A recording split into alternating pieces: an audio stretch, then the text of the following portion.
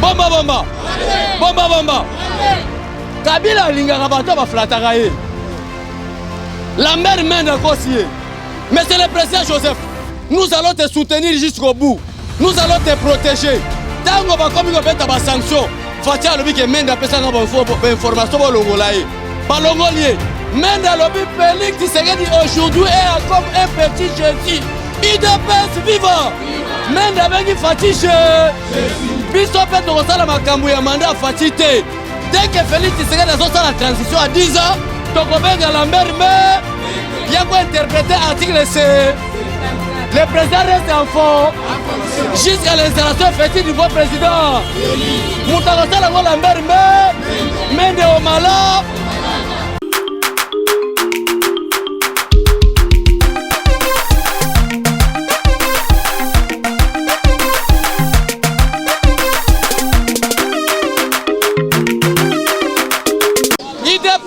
Viva! Viva!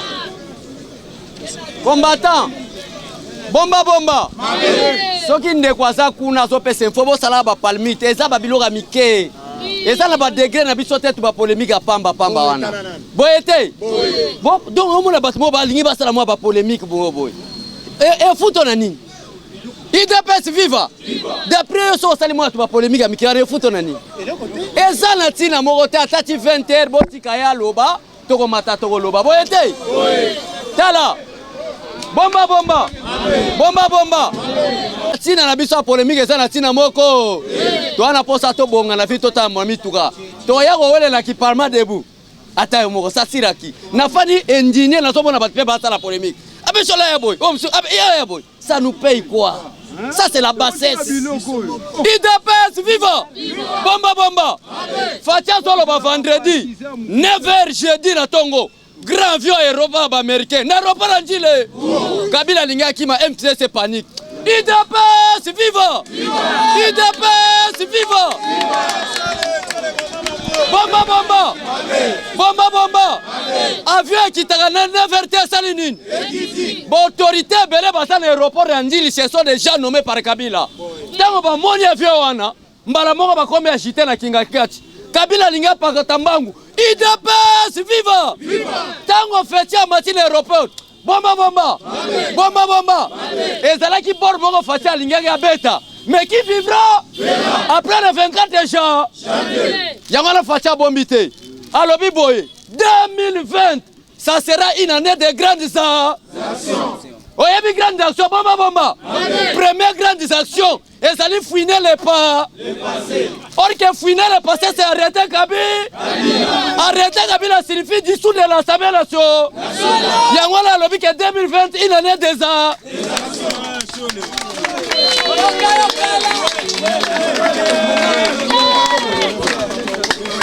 IDPS vivant. Bomba bomba. Bomba bomba. Na minute on a bomba des commandos américains. IDPS viva. Bomba oya ba Congo des commandos belges plutôt. Na est à pays les militaires américains d'Africom. Na ville Kinshasa les unités spéciales américaines. Qui vivra? Fatibé. Il n'y a que bana makangu bayaka na politique à brutalité. Lokola ba Mobutu grand mona maka. Azoli mbanga na TV mais makasi pesa nango. Mais Fatia memi politique ya douceur. Azo caresser Kabila yoke elenga caresse. IDPS viva. A caresser Kabila yoke elenga caresse. Si Félix a commis aussi na mutu. Mon frère, je ne peux pas fouiner et passer. Je vais te protéger. Zogane Fati, l'homme le plus intelligent en Afrique, à comprendre du fait que Mali était pour soutenir l'état de droit, qu'au dessous de l'Assemblée nationale, une année, ça sera la violation de la Constitution. Ça, c'est l'article 148 à l'INAYAD. N'autorise pas à un président élu, à un président entrant, de dessous de l'Assemblée nationale en une année. Alors, qu'est-ce que je dois faire? Na flatter Kabila pour alinga bateau ba flatter gaye. Boete.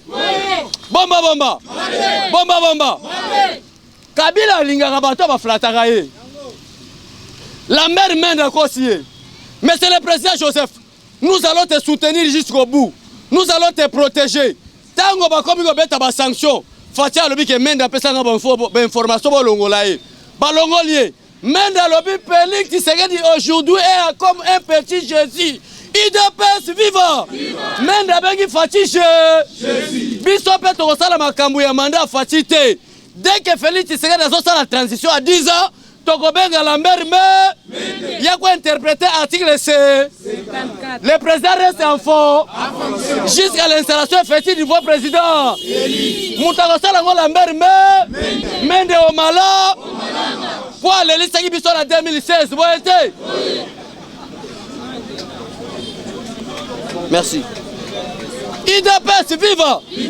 Combattant moi IDPS a interprété l'article 70. Pour il y a des grands leaders. Il y a des grands leaders. Le quoi Papa Kyungu. Des grands escrocs malgré à changer. Bomba. Asala tribalisme mo na katanga bakatangela bakasaye. Boyete. À comprendre que politique Félix Tshisekedi azala ngo. Et l'équipe même ya Tshisekedi wa Mulumba. Bomba. Azala la politique ya radicalisme te. Mais azala la politique mo ya douceur.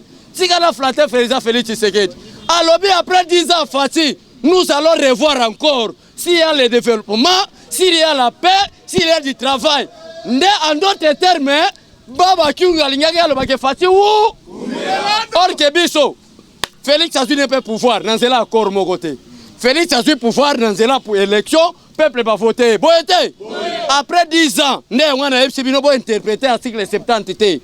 Après 10 ans de Tokobenga Lambert Mende. Papa Mende, Fati a le discours naie. Azo soit moi expérience ya bino. Expérience to yebi interprétation ya article 70 ndenge ça osala en 2016. Na lobi mabe. Expliquer peuple congolais article C. Le président reste en fond. Qui vivra Fati béton. Ndela minito yo za ko benga kabila China Rambo. Na ba Congo zera kendaka. Na ba moto. Tala non un chef de l'état o ba bengi président honoraire. Azotambo na moto na vitesse atia ata casquette. Ça c'est quel dangereux. IDPS viva. Na ba belge, ba commando belge, bazo zele na ba Congo. Ba tala ka R le 24 janvier ko sala journée. Na est pays kota chaki baba na e. Ba Afriko mo bazawana. Bazo le ba Fati le 24 janvier tozo zela. Awa na Kinshasa ba kitaka ba sali nini? Ba sonyo soto zela le 24 janvier. Yangwana bomoni ogisaka buya secrétaire général. Alors, date wana est une date historique.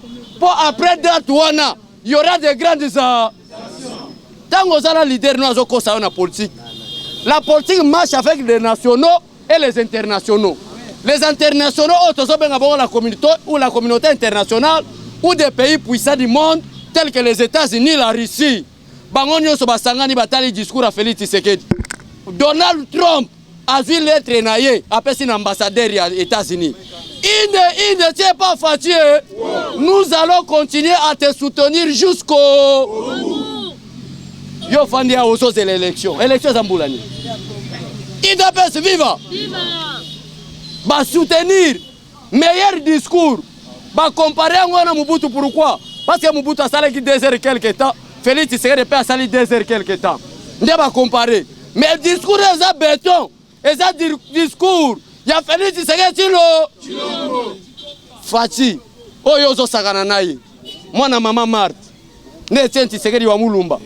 O abota mana mupompa. Na territoire ya Kabeya Kamwanga. Na Kasai oriental. Congolais do. IDPS viva. Mes chers combattants, na koloba boye. Eza na bandeko na biso bazoya. Eza na bandeko na biso akala ko ba papa Dieu donné. Et c'est que ça na grand cœur l'amour. Combattant mutu moka ko sabinote. Na lela bino fort. Mais ça ne ba contre état koya.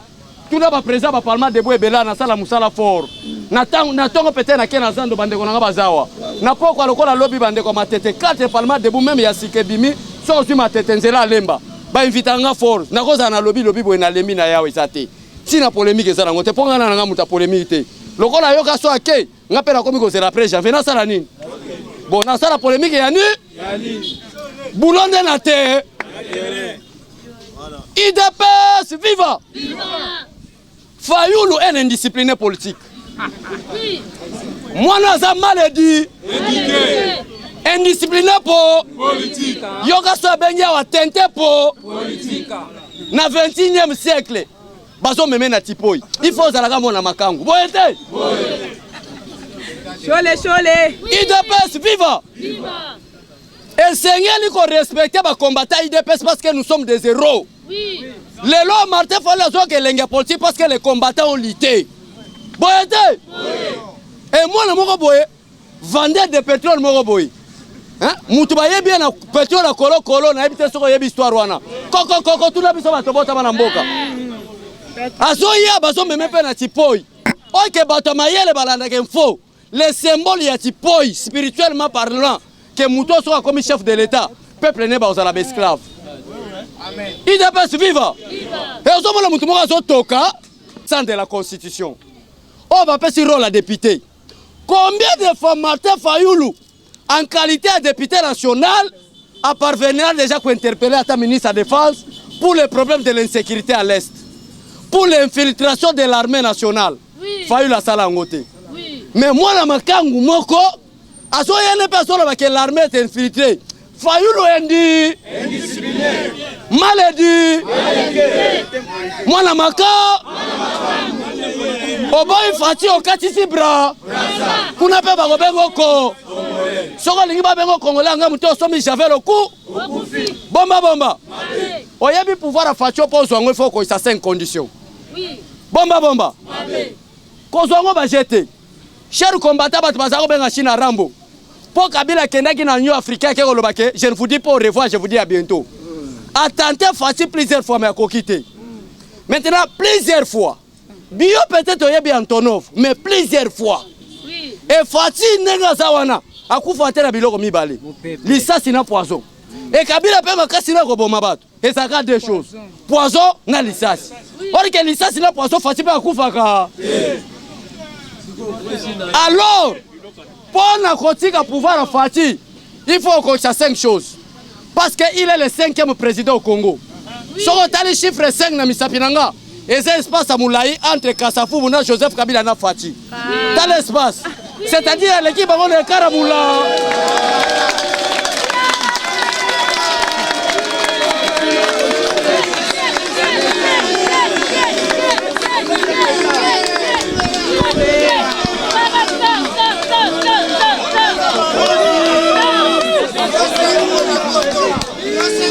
IDPS viva. Le président Fati est le 5e président. Kassafoubou, Mobutu, Laurent Désiré Kabila et Joseph Kabila. Tala ekari a Félix Tshisekedi na bango. Ekari oyo ezalaki ba complication ya Kabila pour luka un aventurier.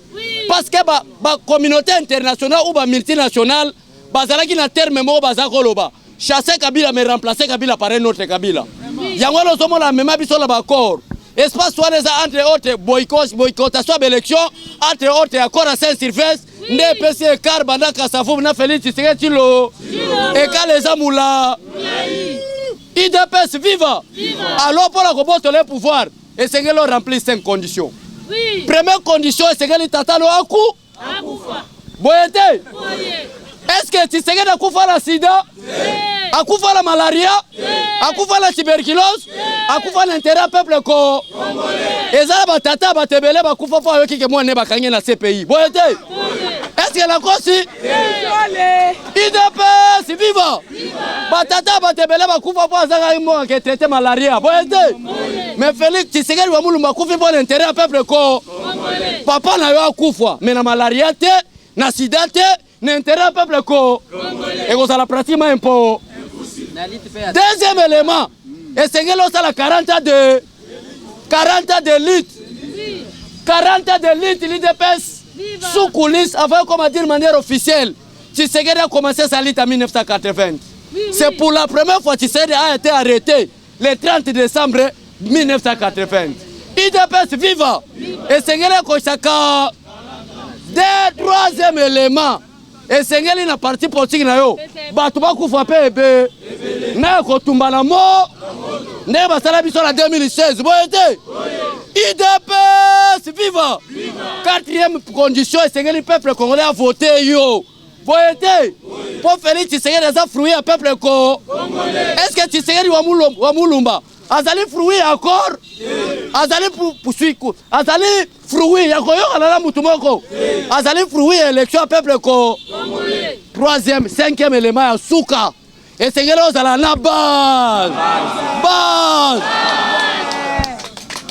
IDPS viva bomba na uchi na zando nage mona pe batu moka misu minene boyebi bango o babenga prince pengele po eloko nga na lula ne na teva bimaka misu minene na mona na parlement debout fongoli pe misu ba créer parlement debout banda koloba na comprendre na mona ka misu minene donc pour la koyebi soke bazo bo négliger ngote boyete IDPS viva bomba après le 24 janvier qui vivra Fatibé Olingito Kasibra Osani Mokilina Aboué